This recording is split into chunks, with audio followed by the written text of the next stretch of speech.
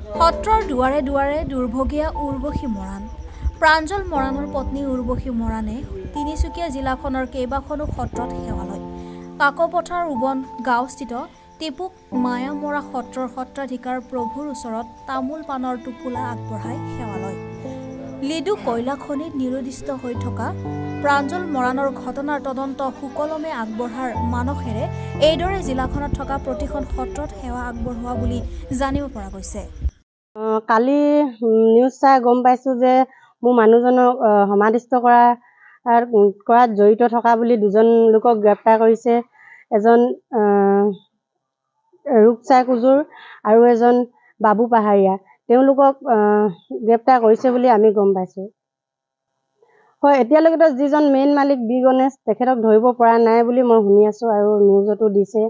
তেখেতে এতিয়াও মুকলি আকাশৰ তলত চৰি ফুৰিছে বুলি কোৱা শুনিছোঁ।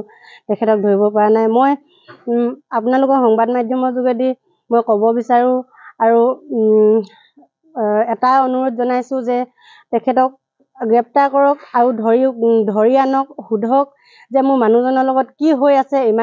ইমান দিনেও যে মোৰ মানুহজনৰ একো সুমূত্ৰ পোৱা নাই, সঁচা কথাটো ওলোৱা নাই। আজি 3 মাহে হ'বলৈ হ'ল, এতিয়াও যে মই মানুহজনৰ সন্ধান বিচাৰি পোৱা নাই। কি কাৰণে ইমানখিনি হ'ব লগা হৈছে, তেখেতক ধৰি আনি সোধক।